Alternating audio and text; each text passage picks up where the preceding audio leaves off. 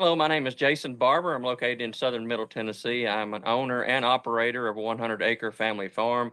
I am a sole and only self-employed operator of our farm that's been in our family since 1866. I have approximately 100 acres here on the farm. I have around 30 head of cattle. That's including adult cows, calves, and a bull. Can you share a bit about your experience with self employment? Working on a farm itself, as challenging as it is, however, being legally blind with a condition of retinitis pigmentosa carries on its own issues and challenges. The way I've been able to cope with it and carry on the family tradition here on the farm, I've had to reach out and tap into services such as the Tennessee Agribility Program, the Tennessee Vocational Rehabilitation Services, also other programs such as the Star Center and other nonprofit organizations that's helped me out and give me the counseling and the assistance that I've needed throughout this venture to continue doing this as a self-employed, legally blind farmer. It's a challenge. Luckily, I was brought up to be frugal with my finances, don't be wasteful, and be smart about what you spend your money on, such as that. For me, it's not, this farming operation is not necessarily about money, it's about heritage. I'm an eighth generation farmer, so it's really all I've ever known and all I've ever really wanted to do. What supports help you in this role? Some people ask me often, how can you do the things on the farm that you do and being legally blind? Well, first off, is you have to adapt, meaning that on this farm, I've been here all my life and know the farm like the back of my hand. I know about every step of it.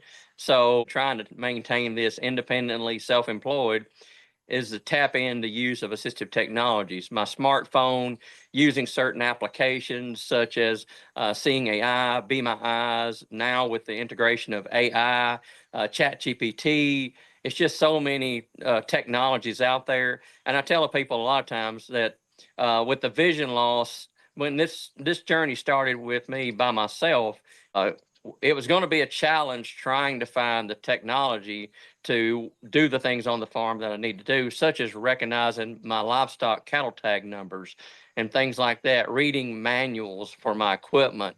But the good thing about it, as I tell people, being visually impaired or legally blind at this point in life, it's really a great time to be visually impaired. And I say that because when I started this, it was hard to find the technology that would keep up with the vision loss. For me specifically, now it seems like the technology is actually advanced, meaning it seems like it's ahead of the game. So as my vision deteriorates, it seems like there's already some technology out there that'll help me do what I need to do. You just have to find it. And again, I do my own research via YouTube or whatever, but tapping into the resources such as the Star Center here in Tennessee, and again, vocational rehab and agribility has just been a blessing.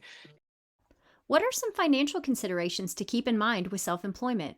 I raised most of my money either selling my livestock or selling square bales of hay. Could never make it strictly on the livestock sales simply for the fact I don't have that many. So to compensate for it, and that goes with any employment, you've got to find a way to offset any other expenditures you may have.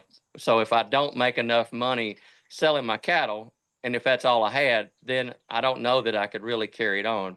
So you're always searching for that plan B, as some people might call it. You got to have a plan B. You don't ever take it on day by day, even though that's how a lot of people live. When I do my finances and when I'm calculating my expenditures and what monies I need to have, I always try to plan a year in advance. That way you don't have any hidden expenses, which you're always going to have something come up, but you've already kind of got a business plan in the back of your head, what I need, how much it's going to take to do it, and go from there. Then you've got to figure in the backup plans, meaning something tractor wise, maintenance, servicing. There's always something to do on the farm, building repair. That's just part of being a farmer. And that's probably that way with any self employment that you may handle, such as construction, computer tech, or anything like that. There's going to be hidden expenses, and you've always got a plan for that. And farming is also a series of averages. When I say series of averages, meaning this year may not be a good year. I may not make any money. I may lose a little money, but the next year may be a better year and you actually may make some money. So you kind of have to consolidate everything and then average it out on how your finances may run. What advice would you give to others who are considering this type of employment? If I were to give advice to others who are in a similar situation and want to be a self-employed person, no matter the type of situation or the type of job you're interested in, first off, you got to have the heart and want to do it. If you're not into it and it's not something you can enjoy, then obviously it's going to carry on its own challenges. So that's the first and foremost the thing you need. You need to find a job and something you want to do that you enjoy. And I knew even growing up that being a farmer is something I wanted to do because I grew up with my grandfather on this farm, helped my dad, and then when he passed away, this farm was handed over to me. So going through the challenges of being legally blind, I also committed and made a promise to my dad and his other family members that I would continue this farming operation as long as I possibly could.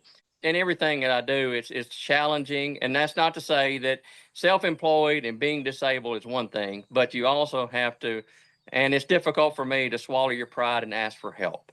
So you can't do, obviously, you can't do everything yourself. You've got to be willing to ask for help. Of course, I do attempt to do anything and everything that I can do on this farm by myself. I love being independent. You have to be willing to open up and ask for help. As my grandfather always taught me growing up, can't, never could do anything.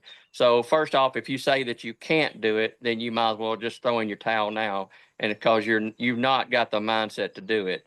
So you got to have the can-do attitude when you approach something. Being self-employed itself is a challenge you can ask anyone, but you just got to want to do it, and don't let someone tell you you can't do it. My grandfather also taught me, don't tell me I can't do something, because I'm going to find any way and every way to do it. And when you do that and you're successful in whatever you do, there's no more better feeling to prove someone wrong.